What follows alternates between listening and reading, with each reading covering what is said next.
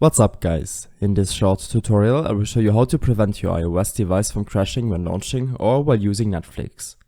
This should be quite an easy tutorial, but if you still have any questions then leave a comment and let me know. So first of all, make sure that your application and operating system is up to date. To update your OS, open up your settings and navigate to the General section. Select Software Update.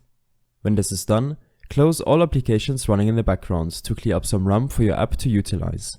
Next, make sure that you are connected to a reliable network connection. If you're using Wi-Fi, then reduce the amount of devices connected to the network and restart your router if you haven't done this in a while.